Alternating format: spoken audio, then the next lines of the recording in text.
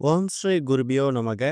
ஓம் ஸ்ரீ மகா பெரியவா சரணம். நவம்பர் 25ஆம் தேதி நாளைய தினம் செவ்வாய்க்கிழமையில வந்திருக்கக்கூடிய அபிஜித் நட்சத்திர நேரம். இந்த 3 இலைகள் உங்க கையில இருந்தாலே போதும். எதை தொட்டாலும் வெற்றிதான். என்ன கேட்குறீங்களோ அது அப்படியே கிடைக்கும். அந்த 3 இலைகள் என்ன, அது எப்படி பயன்படுத்தணும்னு பார்க்கறதுக்கு முன்னாடி நம்மளோட வீடியோஸை இப்போதான் நீங்க ஃபர்ஸ்ட் டைம் பார்க்குறீங்கன்னா மறக்காம சப்ஸ்கிரைப் பண்ணிக்கோங்க.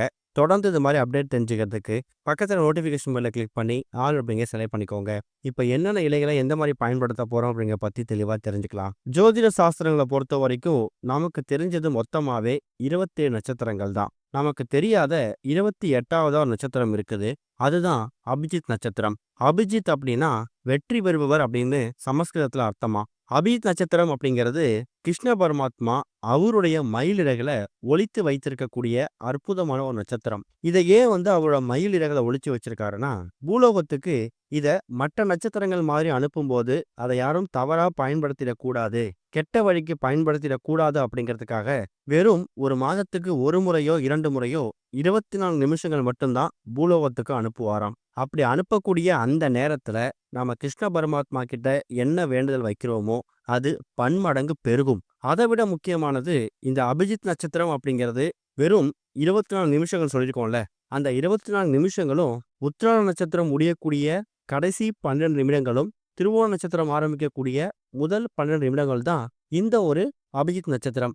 அப்படி பார்த்தீங்கன்னா நவம்பர் 25ஆம் தேதி செவ்வாய்க்கிழமை இரவு 9:44 ஆரம்பிக்கக்கூடிய அபிஜித் நட்சத்திரம் செவ்வாய்க்கிழமை இரவு 10:08 வரைக்கும் இருக்கு. வெறும் 24 நிமிடங்கள் நீடிக்கக்கூடிய இந்த அபிஜித் நட்சத்திர நேரத்துல நீங்க என்ன கேட்குறீங்களோ அது உங்களுக்கு அப்படியே கிடைச்சிடும். குறிப்பா கிருஷ்ண பரமாத்மா வழிபாடு இந்த ஒரு அபிஜித் நட்சத்திர வேலையில ரொம்ப முக்கியம். உங்களோட கோரிக்கை நியாயமான கோரிக்கையா இருக்கு, யாருக்கும் எந்த விதமான தீங்கும் விளைவிக்காத கோரிக்கையா இருக்கு அப்படின்னா கண்டிப்பா அதுக்கான பலன் கிடைக்கும். இப்ப நாம சொல்லக்கூடிய இந்த அபிஜித் நட்சத்திர நேரத்துல பண்ணக்கூடிய பரிகாரங்கள், நீங்க ஏற்கனவே இதுக்கு தேவையான பொருட்கள்லாம் தயார் செஞ்சு வச்சுட்டு அதுக்கப்புறம் தான் நீங்க அபிஜித் நட்சத்திரத்துக்கான இந்த வழிபாட்டை செய்யணும். இப்போ உதாரணத்துக்கு 9:44 ஆரம்பிக்குதுன்னு வச்சுக்கோங்க.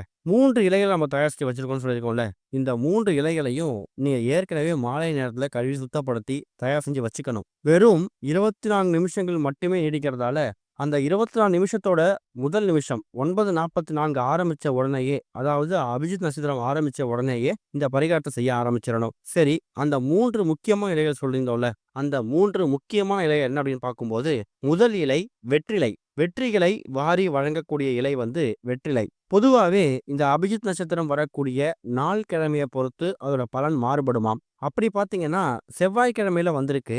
செவ்வாய்க்கிழமை பொதுவாவே முருகப்பெருமானுக்கு உகந்தது. அதை விட முக்கியமானது, இரவு 9:45 மணிக்கு மேலதான் அபிஜித் நட்சத்திரம் வருது. ஆனா இரவு 8:08 சஷ்டியும் பிறந்துருது.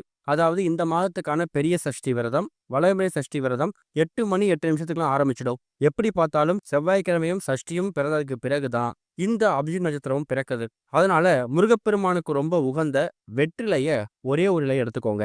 அடுத்ததா முருகப்பெருமானுக்கு ரொம்ப பிடிச்ச செம்பருத்தி இலை. செம்பருத்தி பூல இருந்து கிடைக்கக்கூடிய இன்னொரு இலை செம்பருத்தி இலை. இந்த செம்பருத்தி இலை பார்க்கறதுக்கு முருகனோட வேல் வடிவம் மாதிரியே காட்சி அளிக்கும். கடைசியா ஒரு இலை. அபிஜித் நட்சத்திரம் அப்படின்னு சொன்னாலே அது கிருஷ்ண பரமாத்மாவுக்கு உகந்தது. கிருஷ்ண பரமாத்மா அப்படிங்கிறவர் யாரு? பெருமாள், திருமால், மகாவிஷ்ணு இவங்களுடைய அவதாரங்களை ஒருத்தவர் தான். இவங்க எல்லாருக்கும் ரொம்ப பிடிச்ச ஒரு இலை துளசி இலை. இப்ப மொத்தமா 3 முக்கியமான இலை சொல்லியிருக்கோம்ல, வெற்றிலை, செம்பருத்தி இலை, துளசி இலை. இது எல்லாத்தையும் ரொம்ப அதிகமா எடுக்கணும் அவசியம் இல்லை. சும்மா ஒரு துளி இருந்தா கூட போதும். இந்த 3 இலையும் தயார் செஞ்சு வச்சுட்டு சரியா 9:44 பிறந்ததுக்கு பிறகு, அதாவது அபிஜித் நட்சத்திரம் ஆரம்பிச்சதுக்கு பிறகு உங்க உள்ளங்கையை இறுக்கமா மூடிக்கிட்டு முதல்ல முருகப்பெருமானை பிரார்த்தனை பண்ணிக்கோங்க.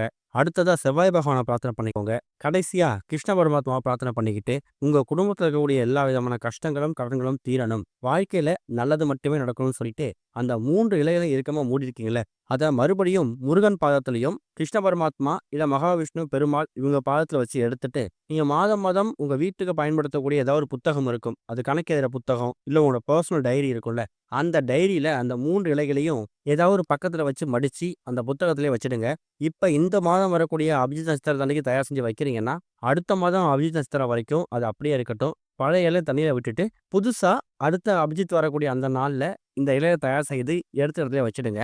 அபிஜித் நட்சத்திரம் வரக்கூடிய இந்த நாள்ல இந்த 3 இலைகளையும் ஒன்றாக சேர்க்கும்போது, அதோட மகிமை பன்மடங்கு பெருகும். எதிர்பார்த்தத விட நல்ல முன்னேற்றம் கிடைக்கும். கேட்ட வரன் அப்படியே கிடைக்கும். முருக கடாட்சமும், அந்த மகாவிஷ்ணுவோட அருளும், கிருஷ்ண பரமாத்மா அருளும் பரிபூர்ணமா வந்து சேரும். நம்பிக்கையோட பண்ணுங்க. ஓம் ஸ்ரீ குருபியோ நமக. ஓம் ஸ்ரீ மகா பெரியவா சரணம்.